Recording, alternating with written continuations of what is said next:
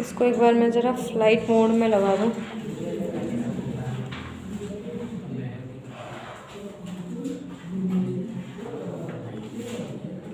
ठीक है, चलिए नेक्स्ट जो टॉपिक आपका दिया गया था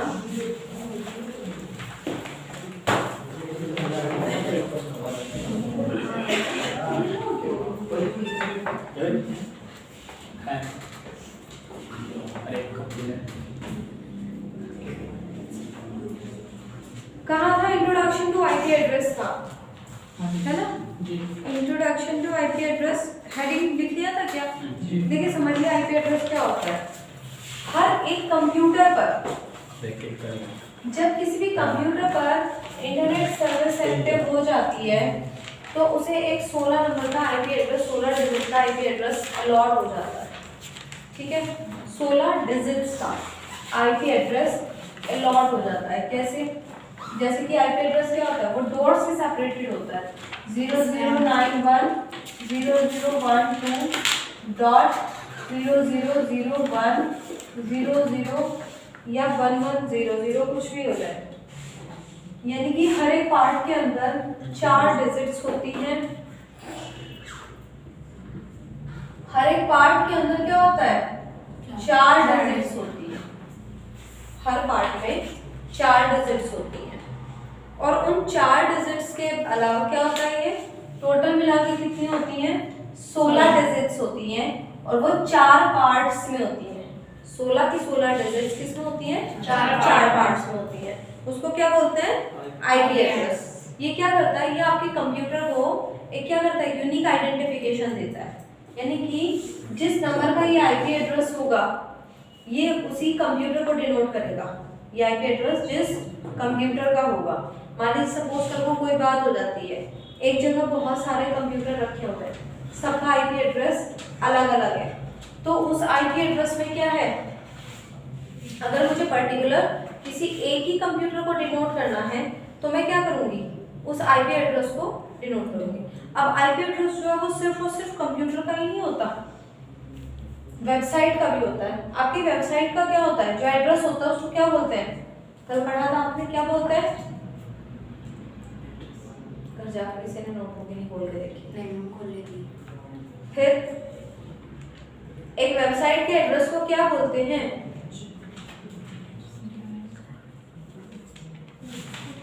पेज नहीं बदलना, पेज।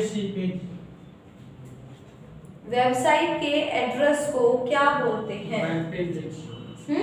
Web page. वेबसाइट के अंदर जो पेज होते हैं ना उनको वेब पेज बोलते हैं। मैंने पूछा उस वेबसाइट के एड्रेस को क्या बोलते हैं? वो आपने बताया URL जी, HTTP उसकी फुल फॉर्म दीजिए। URL क्या है? URL प्रॉब्लम क्या है तुम लोगों का? या तो तुम लोग प्रॉपर क्लास में मेरी आना बंद कर दो, देखो सीधी सी बात है, क्योंकि मुझे इस तरीके से ना तो चिल्लाने का और पढ़ाने का कोई शौक नहीं है। शक्ल मेरी देखते हो जब मैं सुनती हूँ, उससे अच्छा है कि तुम लोग नहीं हो तो ज्यादा बेहतर है। तुम्हें फिर भी नहीं पढ़ना, घर बैठ के पढ़ लो अपना ऑनलाइन। एक तो ये जो 11 बजे के बाद एंट्री हो रही थी ना कंटिन्यू, इसको मैं बंद करने वाली हूँ। 11 बजे के बाद जो आए वो बाहर गए, वो क्लास में आएगा ही नहीं। और जिसको आने जाने में जद्दोजहद करनी पड़ रही हो या जिसको आने जाने में परेशानी हो रही हो, वो अपने घर बैठ के ऑनलाइन क्लासेस ले ले। वैसे भी बहुत सारे बच्चे नहीं आ रहे, लेकिन कम से कम पढ़ाने वाले को दिक्कत तो ना हो। जब तुम्हें पढ़ना ही नहीं है, फायदा क्या है तुम्हारे पढ़ाने का? मुझे, मैं तुम्हें बेकार में पढ़ाऊं, अपने सर में दर्द करूं, कोई जरूरी थोड़ी है उस चीज का।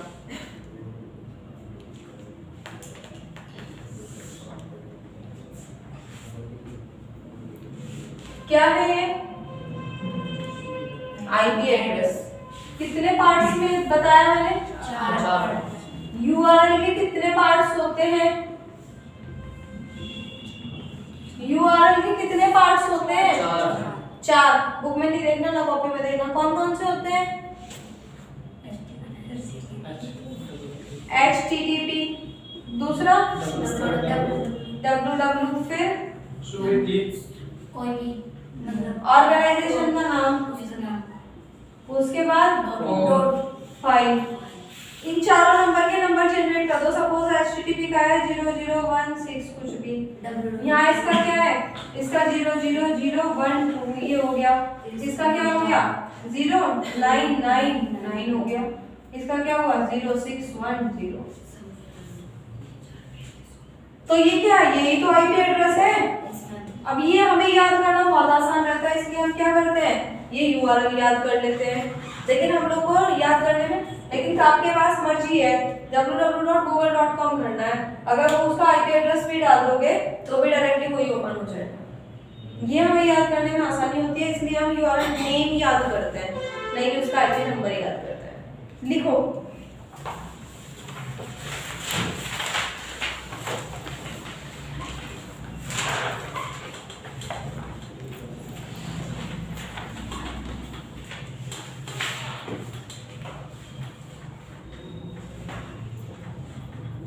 लिखिए आईपी एड्रेस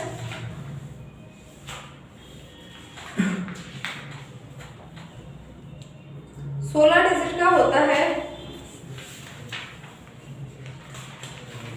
जो कि 4 भागों में होता है,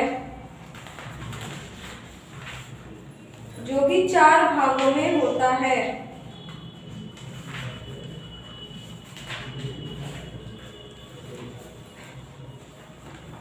प्रत्येक भाग को डॉट से सेपरेट किया जाता है, प्रत्येक भाग को डॉट से सेपरेट किया जाता है।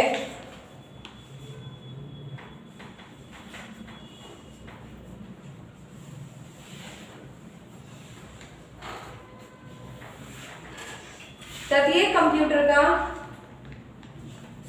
आईपी एड्रेस अलग अलग होता है, प्रत्येक कंप्यूटर का आईपी एड्रेस अलग अलग होता है।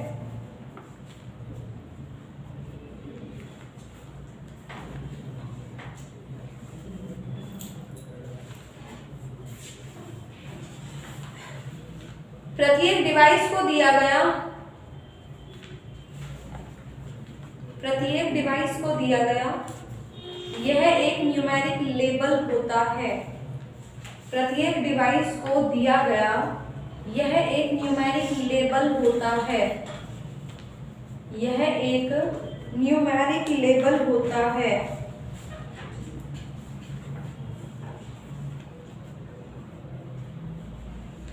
जो संचार के लिए इंटरनेट प्रोटोकॉल का प्रयोग करता है, जो संचार के लिए इंटरनेट प्रोटोकॉल का प्रयोग करता है।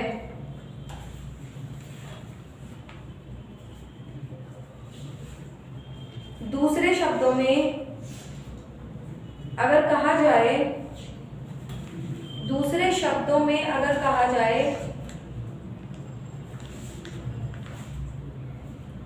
तो आईपी एड्रेस एक यूनिक एड्रेस होता है। दूसरे शब्दों में अगर कहा जाए तो आईपी एड्रेस एक यूनिक एड्रेस होता है।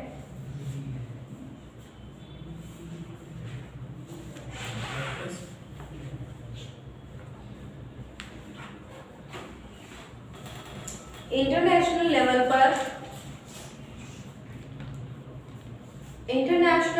पर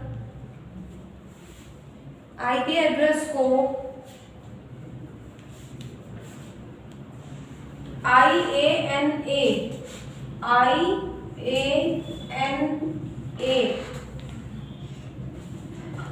इंटरनेशनल लेवल पर आईपी एड्रेस को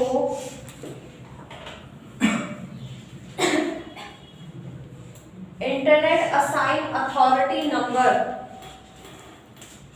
इंटरनेट असाइन अथॉरिटी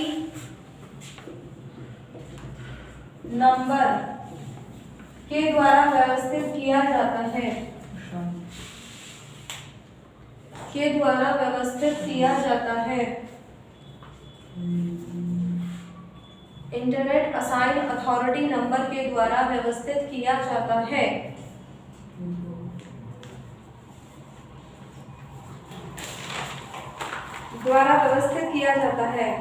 अन्य 5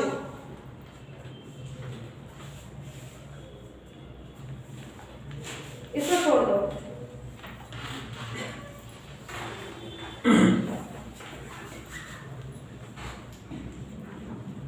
मुख्यतः 2 प्रकार के आईपी एड्रेस का प्रयोग किया जाता है। मुख्यतः 2 प्रकार के आईपी एड्रेस का प्रयोग किया जाता है।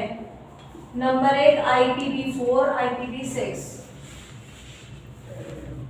IPv4 ये लिखा सामने, IPv4, IPv6। इसका मतलब है internet protocol version 4, internet protocol version 6। IPv4 और IPv6 internet protocol version 4, internet protocol version 6। Done. चलिए आगे हेडिंग डाल दीजिए IPv4।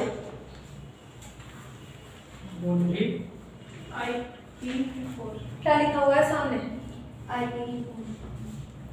लिखिए internet protocol version 4, internet protocol version 4 एक आईपी एड्रेस को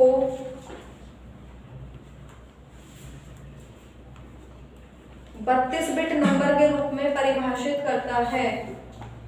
32 बिट नंबर के रूप में परिभाषित करता है। कैसे? इधर देखो, 8 बिट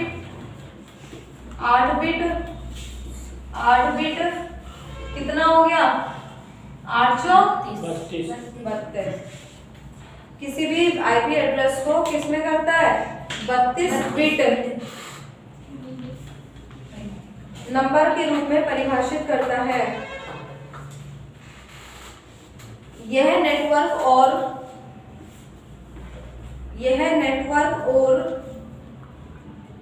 होस्ट एड्रेस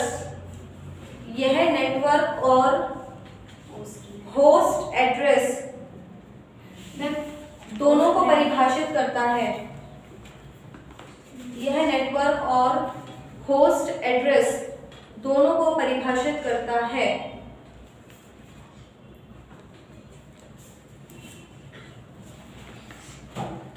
एक 32 बिट नंबर लगभग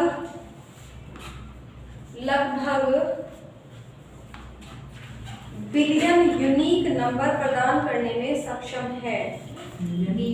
लगभग बिलियंस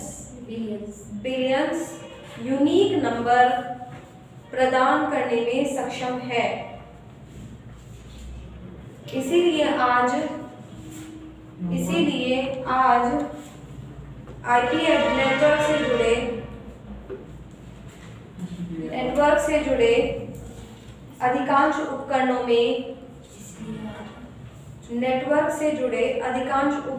में IPv4 एड्रेस का ही उपयोग किया जाता है। IPv4 एड्रेस का ही उपयोग किया जाता है।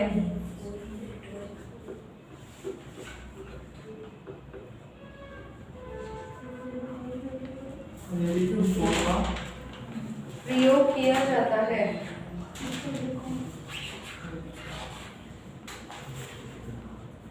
नेक्स्ट पैराग्राफ से लिखो, IPv4 एड्रेस में 0 से 255 तक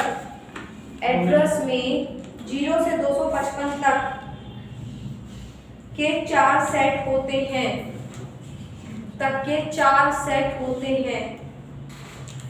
IPv4 एड्रेस मतलब एक पार्ट के अंदर ना 255 से ऊपर की वैल्यू नहीं जा सकती। समझ में आ गई बात? 0 से 255 तक के 4 सेट होते हैं, जिन्हें 3 डॉट्स के द्वारा सेपरेट किया जाता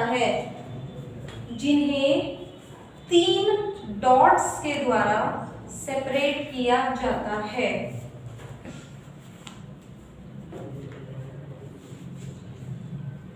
उदाहरण के लिए facebook.com का आईपी एड्रेस, facebook.com का आईपी एड्रेस 157.240.18.35। facebook.com का आईपी एड्रेस 157.240.18.35 होता है।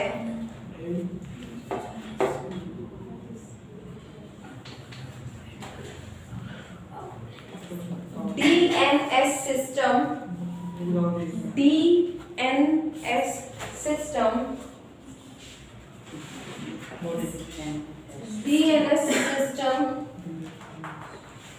DNS के आगे ब्रैकेट में लिख लो डोमेन नेम सिस्टम।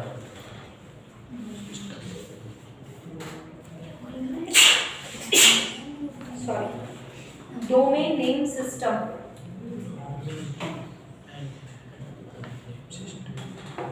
हमारे द्वारा टाइप किए गए facebook.com को हमारे द्वारा टाइप किए गए facebook.com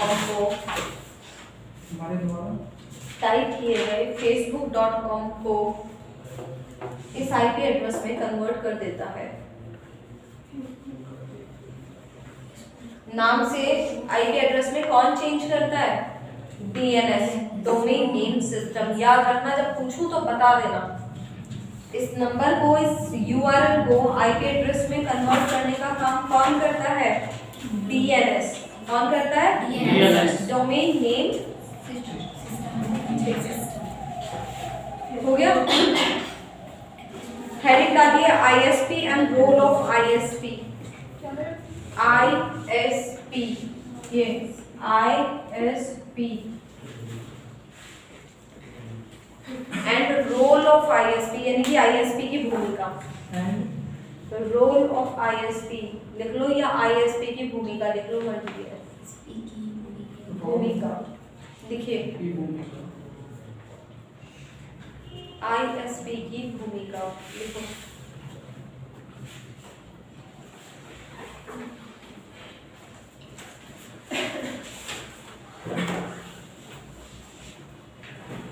ये तो कैमरा के साथ है, कैमरा के साथ है।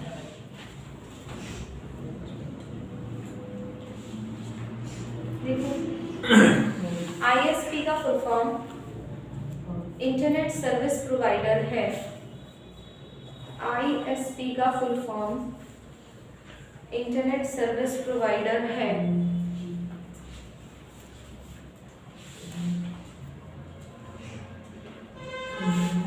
ISP का full form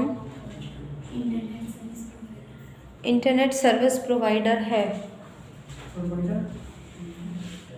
internet service provider यानी कि इंटरनेट सेवा प्रदाता। ISP उस कंपनी या ऑर्गेनाइजेशन को कहा जाता है।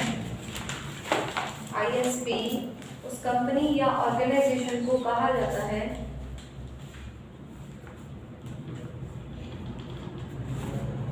ISP उस कंपनी या ऑर्गेनाइजेशन को कहा जाता है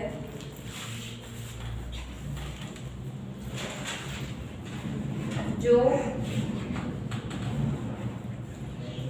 इंटरनेट की सर्विस प्रोवाइड करती है, जो इंटरनेट की सर्विस प्रोवाइड करती है या कराते हैं। भारत में इंटरनेट की सेवा प्रदान करने वाले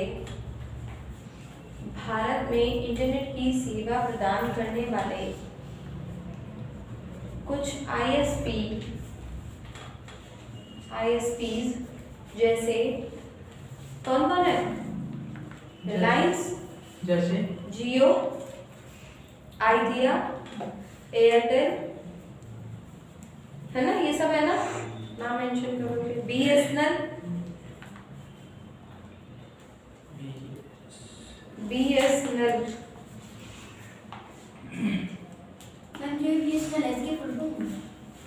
भारत संचार निगम लिमिटेड।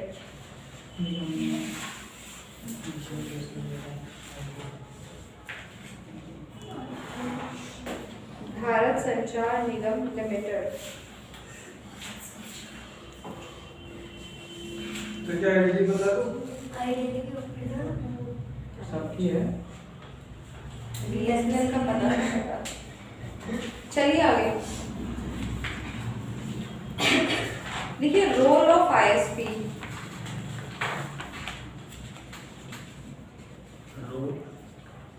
आईएसपी की भूमिका।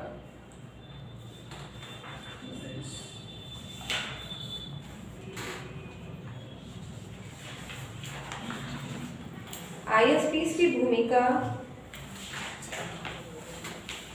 बस इतनी ही होती है कि वो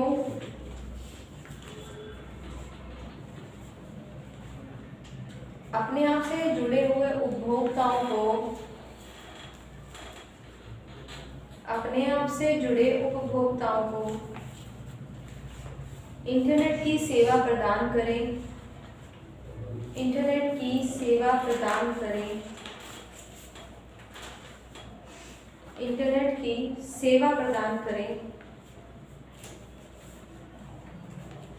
और समय समय पे नेटवर्क में खराबी आने पर, समय समय पर नेटवर्क में खराबी आने पर उसे मैनेज कर सके।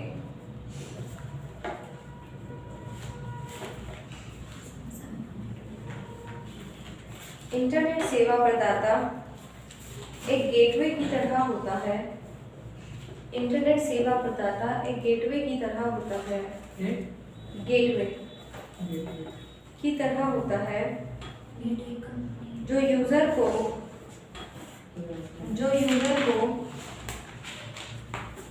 इंटरनेट की सेवा प्रदान करता है, जो यूजर को इंटरनेट की सेवा प्रदान करता है।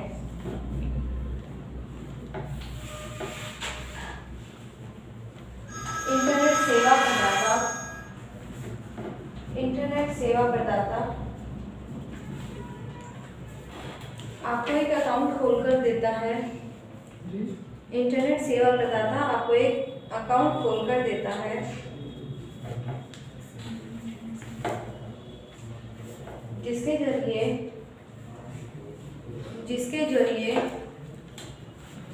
वह इंटरनेट का कनेक्शन प्रोवाइड कराता है।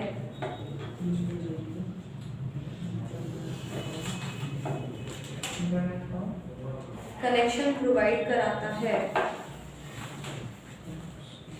जिसके जरिए वह इंटरनेट का कनेक्शन प्रोवाइड कराता है।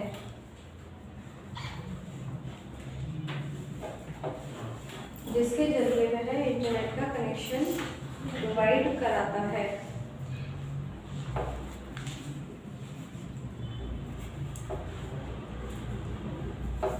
अर्थात आपके द्वारा एक्सेस किया जाने वाला इंटरनेट डाटा, आप कहते हो ना आज 1 GB डाटा मिला, 2 GB मिला, कौन दे रहा है? आईएसपी।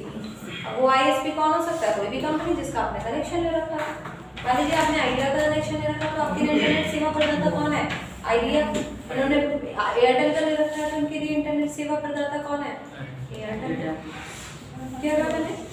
अर्थात आपके द्वारा एक्सेस किया जाने वाला इंटरनेट डेटा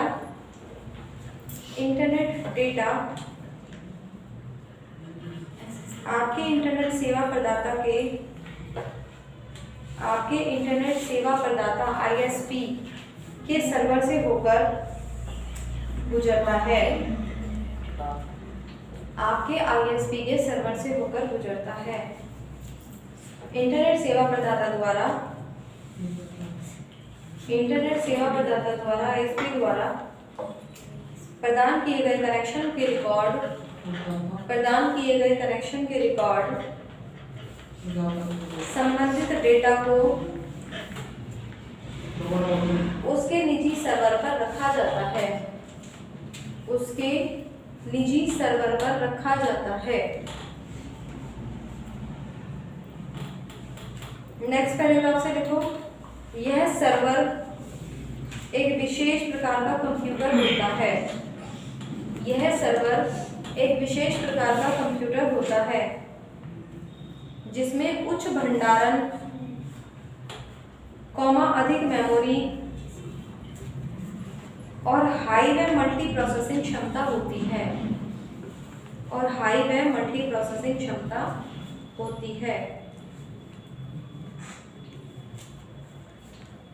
नेक्स्ट हेडिंग डालो इंटरनेट प्रोटोकॉल। इंटरनेट प्रोटोकॉल की बजाय लिखो आप टीसीपी आईपी प्रोटोकॉल हेडिंग में, जिसमें मैं दोनों समझाऊंगी एक साथ इनका काम क्या होता है। टीसीपी आईपी प्रोटोकॉल, टीसीपी की फुल फॉर्म लिखो ट्रांसमिशन कंट्रोल प्रोटोकॉल और आईपी की फुल फॉर्म लिखो इंटरनेट प्रोटोकॉल। कल मैंने आपको बताया था इंटरनेट के अंदर मेन काम रोल किसका होता है? प्रोटोकॉल्स का। अगर प्रोटोकॉल्स ना हो तो क्या काम संभव है? क्या नहीं है। अब बात समझो, टीसीपी की फुल फॉर्म लिख दो ट्रांसमिशन कंट्रोल प्रोटोकॉल और आईपी की फुल फॉर्म क्या है? Internet protocol. उसके बाद समझो बात को।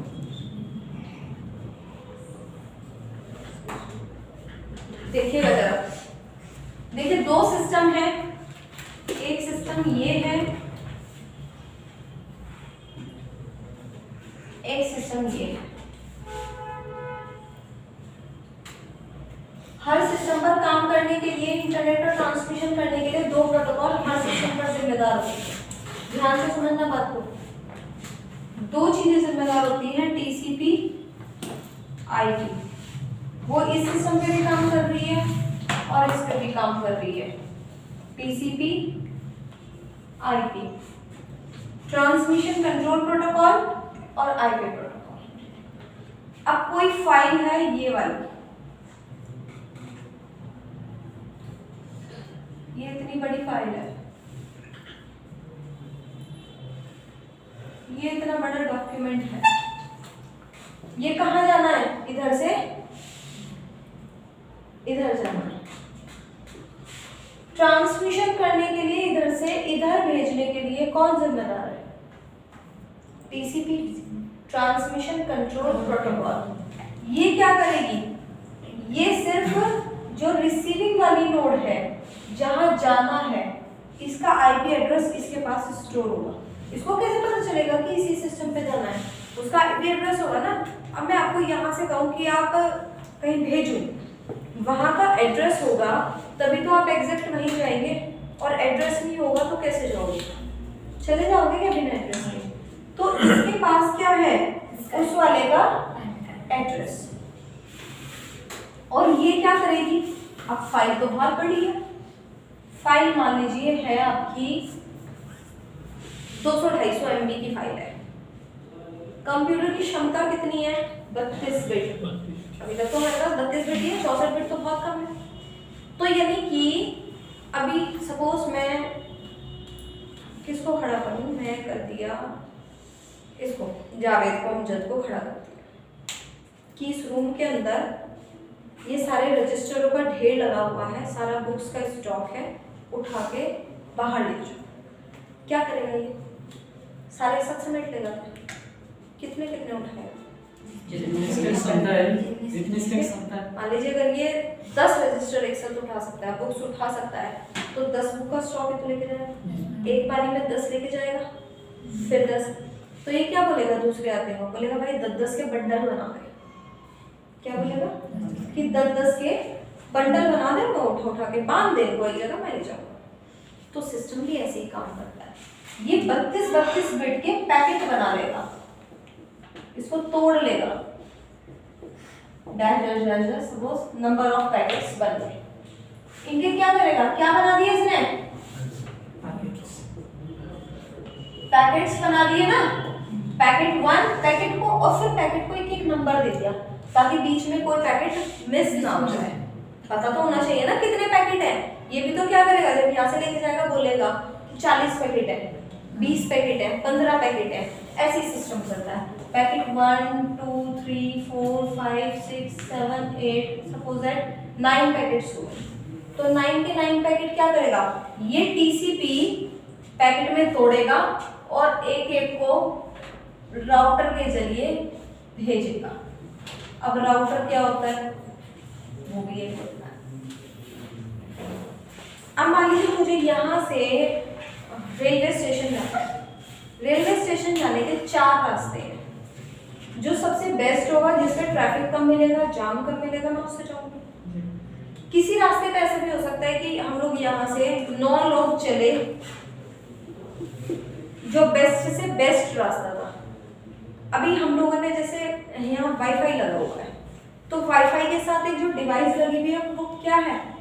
राउटर। क्या है?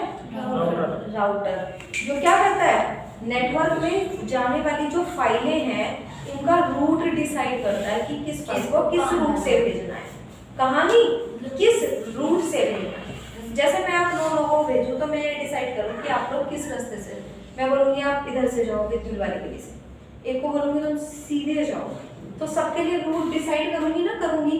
तो रूट डिसाइड करने वाला द बेस्ट से बेस्ट पाथ, रास्ता डिसाइड करने वाली डिवाइस होती है राउटर। यहाँ लगी हुई है राउटर।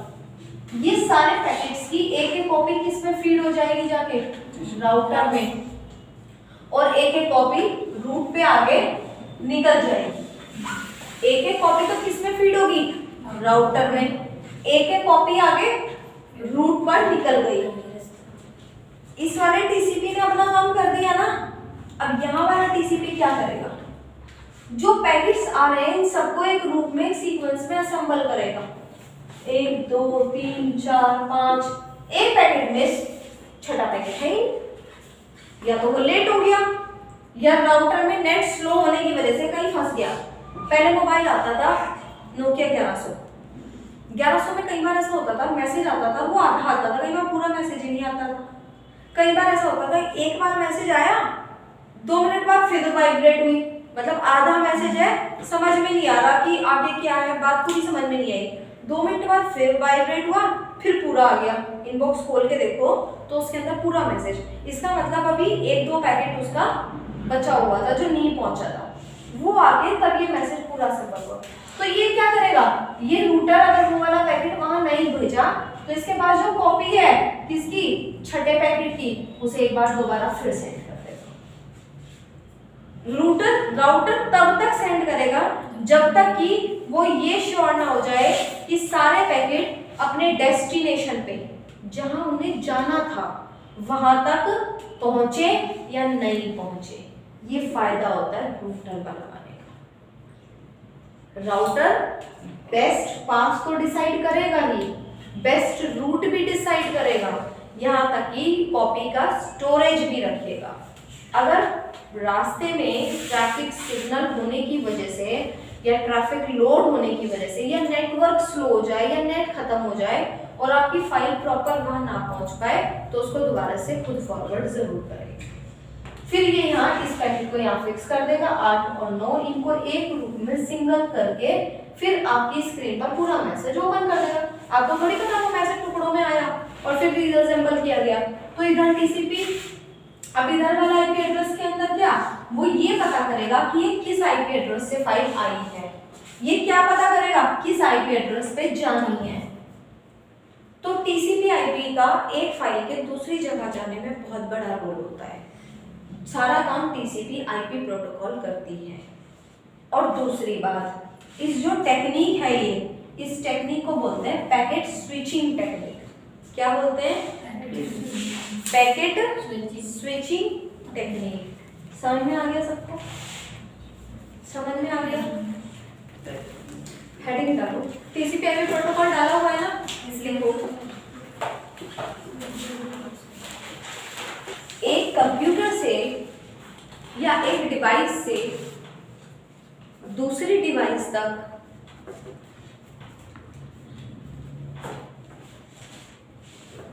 किसी फाइल के पहुंचने के लिए, किसी फाइल के पहुंचने के लिए, थोड़ा स्पीड से लिखा करो, किसी फाइल के पहुंचने के लिए टीसीपी आईपी प्रोटोकॉल जिम्मेदार होती है। टीसीपी आईपी प्रोटोकॉल जिम्मेदार होती है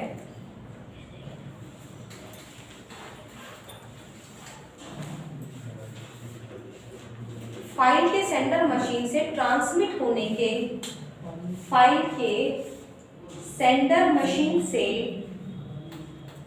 ट्रांसमिट होने से लेकर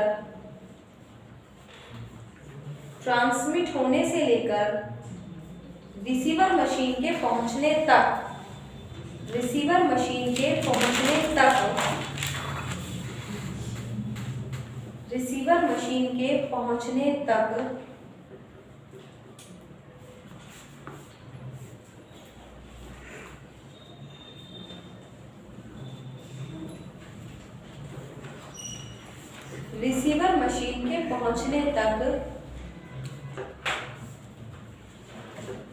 TCP/IP प्रोटोकॉल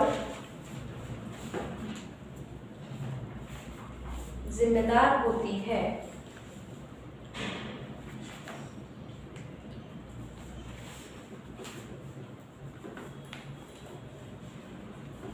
सेंडर मशीन की TCP/IP प्रोटोकॉल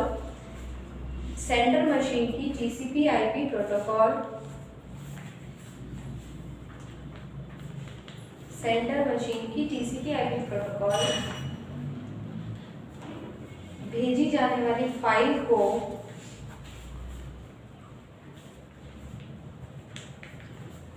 मशीन की क्षमता के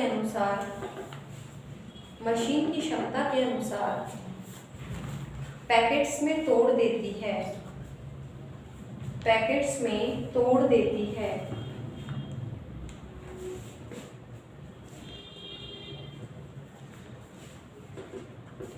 और फिर उसके बाद उन पैकेट्स को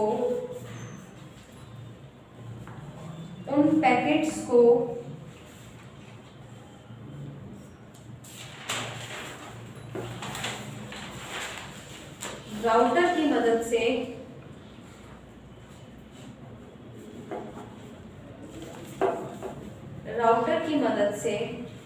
बेस्ट पाथ के जरिए ट्रांसमिट कर दिया जाता है या अपने रूट पर भेज दिया जाता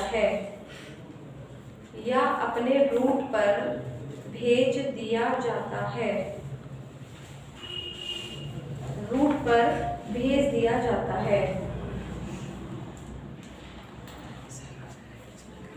राउटर भेजे जाने वाले पैकेट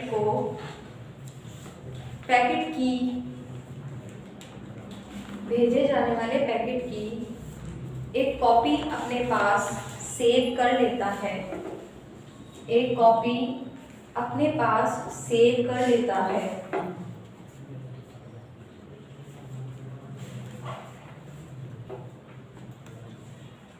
यदि सिग्नल ट्रैफिक या वीक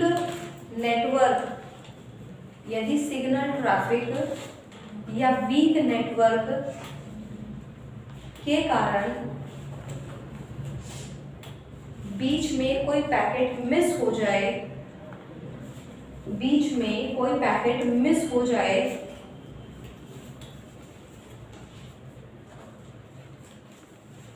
तो वह उस पैकेट को पुनः प्रेषित करता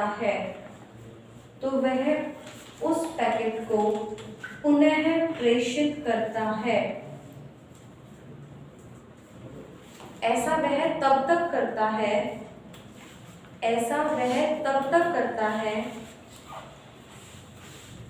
जब तक कि वह श्योर ना हो जाए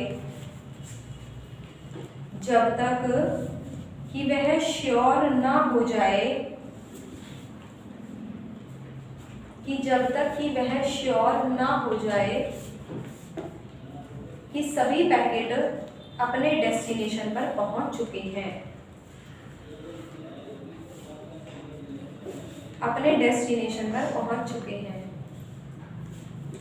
इसे पैकेट स्विचिंग टेक्निक भी कहते हैं। डेस्टिनेशन तक ना पहुंच जाए, इसे पैकेट स्विचिंग टेक्निक भी कहते हैं। नेक्स्ट हेडिंग डालकर छोड़ दीजिएगा। Connection internet, modes of internet connection, कि किस किस तरीके से इंटरनेट का कनेक्शन दिया जाता है, ठीक है ना। मोड्स ऑफ इंटरनेट कनेक्शन यहीं तक रखिए।